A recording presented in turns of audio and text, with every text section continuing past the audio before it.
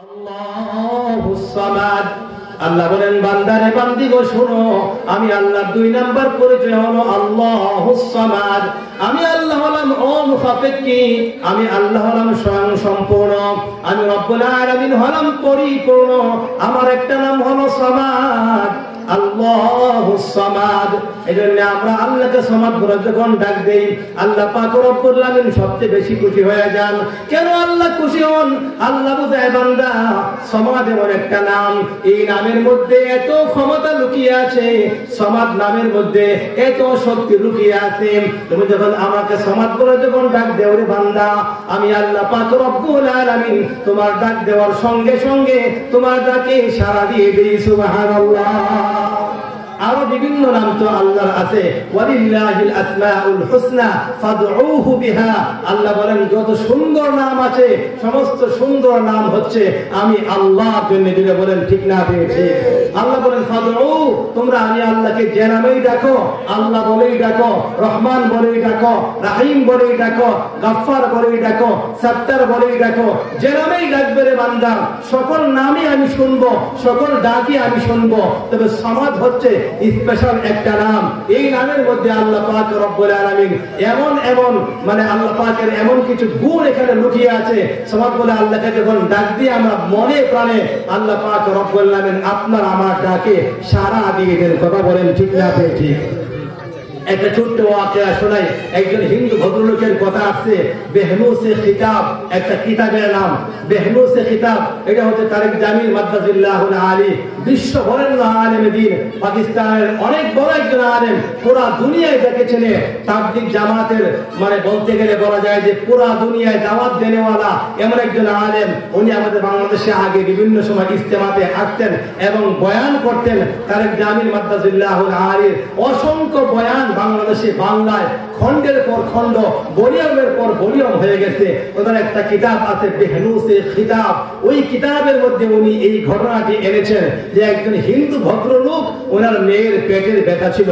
আপনারা হয়তো আগেও এই ওয়াকিয়াটি শুনছেন। আমি রেফারেন্স সহ বললাম এই জন্য যাতে করে আপনাদের বিশ্বাসটা আরো মজবুত হয়, যাতে করে আপনাদের মনোযোগটা আরো গভীরভাবে হয়। হয়তো করে একজন আলেম দ্বীন, বিশ্ব বরেণ্য আলেম দ্বীন, উনি এই ওয়াকিয়াটি ওনার বয়ানে উল্লেখ করেছেন এবং কিতাব আকারে এটা বের হয়েছে। লিখেছেন যে একজন ভদ্র মানুষ, উনি হিন্দু ছিল। ওই হিন্দু মানুষরা তো আল্লাহকে মানে না, আল্লাহকে মানলেও আল্লাহর সাথে আরো কিছু দেব দেবীকে শরীক করে। কথা বলেন ঠিক না ঠিক? কারণ তাদের কালী, তাদের দুর্গা, তাদের সরস্বতী, কি বলে তাদের আরো অনেকগুলো দেবতা তাদের আছে, এরা এগুলোর পূজা করে। তো ওই সময়ে ওই আল্লাহর বান্দা ওই হিন্দু ভদ্রলোকে একটা দেবতাকে বেশি পূজা করত, বেশি মানত। ওই দেবতার নাম ছিল সনম। কি নাম ছিল? এটা কথা বলেন, কি নাম ছিল? সনম। সনম ছিল ওই দেবতার নাম। তো তার যে কোনো সমস্যা হলে সনমের কাছে চলে যাইতো, সনমকে নিয়ে বাজারে যাইতো, সনমকে কোলে করে নিয়ে রাস্তায় হাঁটতো, সনমকে সঙ্গে করে নিয়ে কোলে করে নিয়ে দাওয়াতে যাইতো, নিমন্ত্রণে যাইতো, সনমকে কোলে করে নিয়ে ওই কি বলে মন্দিরে যাইতো। মানে এক কথায় ঘুমানোর সময়ে সনমকে কাছে নিয়ে ঘুমাইতো, খাওয়ার সময় ওকে পাশে বসাইয়া একটু একটু এত মনে করে যে এদের দেবতারা খায়, এই জন্য কলা টোয়া ইত্যাদি দিয়ে আসে দেবতার সামনে, ওগুলো সামনে রাখতো। মানে এত শ্রদ্ধা আর ভক্তি করতো সনমকে, আর কাউকে আর অন্য কোনো দেবতাকে এত ভক্তি আর শ্রদ্ধা করতো না। বেহনুসে খিতাবে আল্লামা তারেক জামিল মাদ্দাজিল্লাহুল আলী লিখেন, ওই হিন্দু ভদ্রলোকের একটা সুন্দরী মেয়ে ছিল। ওই সুন্দরী মেয়েটা হঠাৎ করে অসুস্থ হয়ে গেছে, পেটে ব্যথা, পেটে ব্যথা। এখন হিন্দু ভদ্রলোক ডাক্তারের কাছে গেছে, অনেক ডাক্তার দেখাইলো, কিন্তু মেয়ের পেটের ব্যথা ভালো হয় না। অনেক কবিরাজের কাছে গেল, কিন্তু মেয়ের পেটের ব্যথা আর ভালো হয় না। ওরকম করতে করতে দীর্ঘদিন হয়ে গেছে। দেখা যায় যে কোনো চিকিৎসায় ওই মেয়েটার কোনো ফায়দা হচ্ছে না।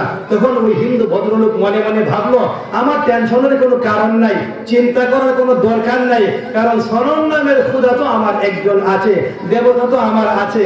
একে আমি তেল মাখাইয়া দিই, ওকে আমি সাথে নিয়ে ঘুমাই, ওকে আমি সাথে নিয়ে খাওয়া দাওয়া করি, ওকে আমি আমার কম্বলের নিচে জায়গা দিই, ওকে আমি নিয়ে কোলে করে বাজারে যাই, ওকে আমি কোলে করে নিয়ে নিমন্ত্রণে যাই, ওকে আমি কোলে করে নিয়ে মন্দিরে যাই, ওকে আমি কত সম্মান করি, কত শ্রদ্ধা করি। যেহেতু আমার সনম দেবতা আছেন, আজকে সনম দেবতার কাছেই বলবো, আর উনি আমার মেয়ের পেটের ব্যথা ভালো করে দিবেন। বলেন নাউজুবিল্লাহ।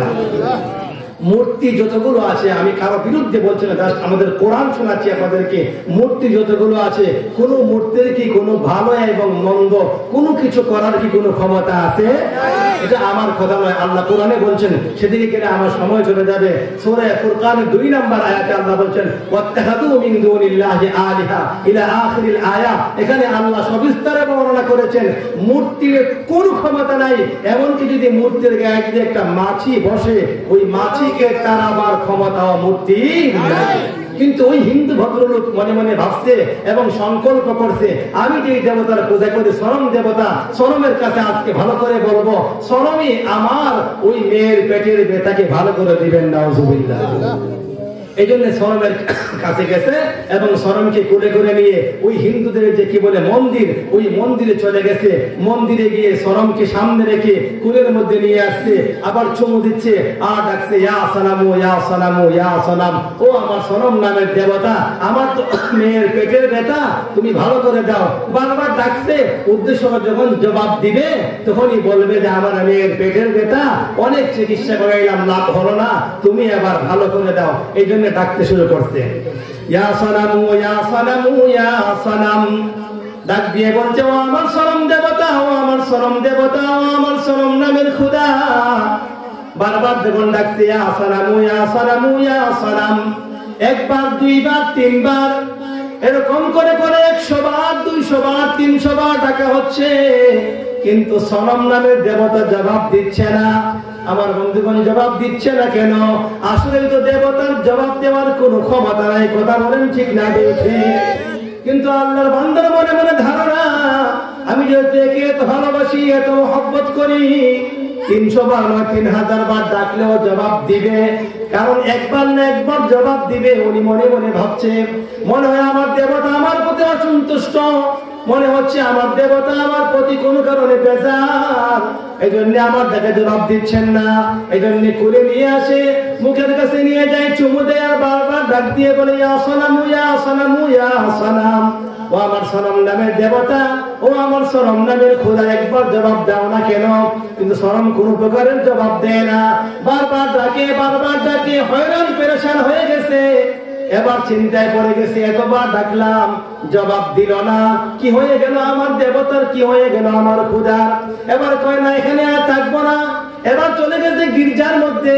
ওখানে গির্জায় গিয়ে আবার ডাকছে ইয়া সালামু ইয়া সালামু ইয়া সালাম। গির্জায় গিয়ে ডাকার পরে ও সনম নামের দেবতা জবাব দেয় না।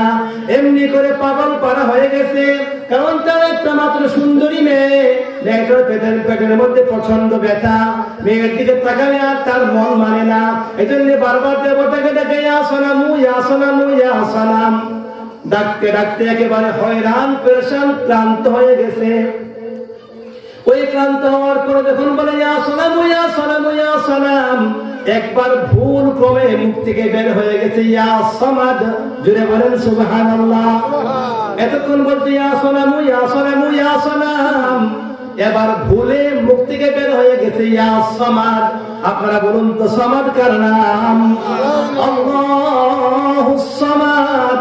যখন বলছে ইয়া সামাদ, যখন একবার ডাক দিয়েছে, গায়েব থেকে অদৃশ্য থেকে জবাব চলে আসছে লাব্বাইক ইয়া আব্দি। ও আমার বান্দা, বলো তুমি আমি আল্লাহকে কেন ডেকেছো? জুড়ে বলেন আল্লাহু আকবার। অনেকক্ষণ ডাকছে, 1000 বার ডাকছে, কয়েক হাজার বার ডাকছে ইয়া সালামু ইয়া সালামু ইয়া সালাম। সালামে জবাব দিল না। এবার ভুল ক্রমে মুখ থেকে বের হয়ে গেল ইয়া সামাদু।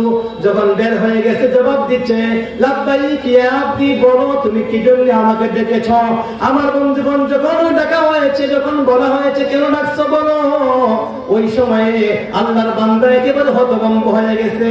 এতক্ষণ ডাকলাম ইয়া সালামু ইয়া সালামু ইয়া সালাম, এবার বলছি ইয়া সামাদ। সামাদটা আবার কে রে? সামাদটা আবার কে?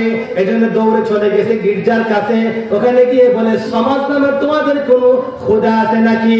তারা বলে না না, সামাদ নামের কোনো খোদা আমাদের নাই। এবার চলে গেছে মসজিদের কাছে, ইমাম সাহেবকে ডেকে বলছে ও ইমাম সাহেব, আমার মেয়ের পেটের মধ্যে প্রচন্ড ব্যথা, বারবার আমি সালাম সালাম বলে ডেকেছি, কিন্তু আমাকে জবাব দেয় না। এবার আমার মুখ থেকে ভুল ক্রমে বের হয়ে গেছে ইয়া সামাদ। ইয়া সামাদ বলার সঙ্গে সঙ্গে সঙ্গে কে জানি আমাকে বলছে লাব্বাইক ইয়া আব্দি, ও আমার বান্দা বলো তোমার কি সমস্যা, বলো তোমার কি প্রয়োজন, আমি তো তোমার সামনে হাজির। ওই সমাজ নামে তোমাদের কোন খোদা আছে নাকি? ইমাম সাহেব ডাক দিয়ে বলে তুমি কি জানো না সমাজ তো আমাদের আল্লাহর নাম, সমাজ তো আমাদের মালিকের নাম, সমাজ তো আমাদের রবের নাম। তুমি যাকে ডাকছো উনি হলেন মুসলমানদের রব, উনি হলেন মুসলমানদের খোদা, উনি হলেন মুসলমানদের আল্লাহ। আল্লাহরই একটা নাম হলো সমাজ। কথা বলেন ঠিক না বেঠি? এবার হিন্দু মানুষটা যখন শুনছে যে মুসলমানদের আল্লাহ নাম হলো সমাজ, যখন বলছিলেন আল্লাহ লাব্বাইক ইয়া আব্দি, ওই সময় আল্লাহর বান্দার মনের মধ্যে একটা প্রশান্তি চলে আসছিল। আল্লাহর বান্দা এবার ডাক দিয়ে ওখানে গিয়ে আবার ডাক দিচ্ছে, ও আমার খোদা, ও মুসলমানদের খোদা, তুমি যে আমাকে বলছো লাব্বাইক ইয়া আব্দি, তোমার কাছে আমি এবার ডাক দিয়ে বলছি, তুমি তো জানো, নিশ্চয়ই জানো, আমার একটা মেয়ে আছে, সুন্দরী মেয়ে।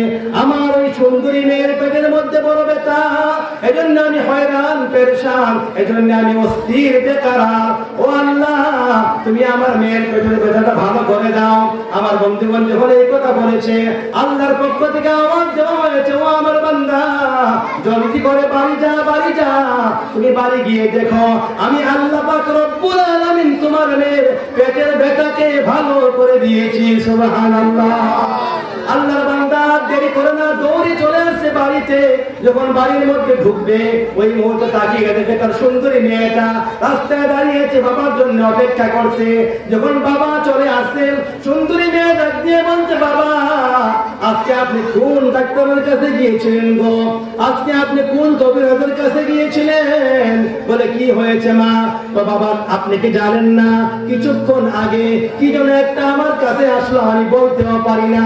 হঠাৎ করে আমি দেখলাম যে আমার পেটের সমস্ত ব্যথা দূর হয়ে গেছে। বাবা আমি এমন সুস্থ হয়েছি, আমার কাছে মনে হচ্ছে আগে আমি যত সুস্থ ছিলাম তার চেয়ে এবারের সুস্থতা আরো হাজার হাজার গুণে বেশি। সুবহানাল্লাহ।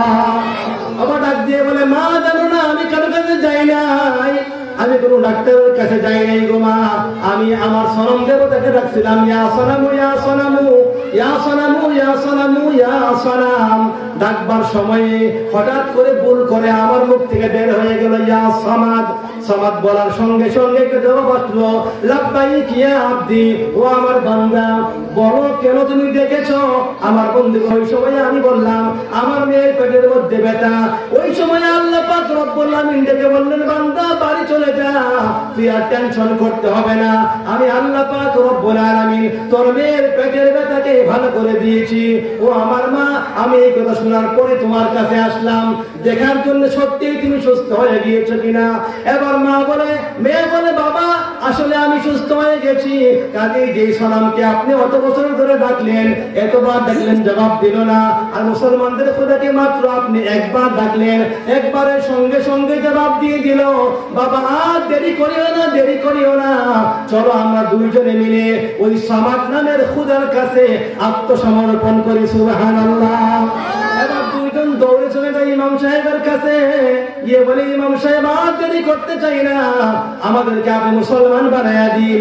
ইমাম সাহেব ডাক দিয়ে বলে, ও আল্লাহর বান্দা, ও আল্লাহর বান্দি, দুইজনে আমার সাথে বলো আশহাদু আল্লাহ আশহাদু আল্লা ইলাহা ইল্লাল্লাহ ওয়া আশহাদু আন্না মুহাম্মাদান আবদুহু ওয়া রাসূলুহু। আমার বন্ধুগণ দুইজনে কায়বা করে মুসলমান হয়ে যায়। আল্লাহ পাক রব্বুল আলামিন সেই কথাই বলতেন, ও দুনিয়ার মানুষেরা, তোমাদেরকে মেম্বারের কাছে দৌড়ানো লাগবে না, চেয়ারম্যানের কাছে যাওয়া লাগবে না, মন্ত্রী এমপির কাছে গিয়ে চাওয়া লাগবে না, তোমরা শুধু আমি আল্লাহর দরবারে চাওয়ার মতো চাও। যদি চাওয়ার মতো চাইতে পারো না বান্দা, আমি আল্লাহকে সমাজ বলে একবার ডাক দিবে, একবার ডাক দেওয়ার সঙ্গে সঙ্গে আমি আল্লাহ পাক রব্বুল আলামিন তোমার সমস্ত জরুরত আমি আল্লাহ আমার নিজ দায়িত্বে পূর্ণ করে দিব। কথা বলেন ঠিক না?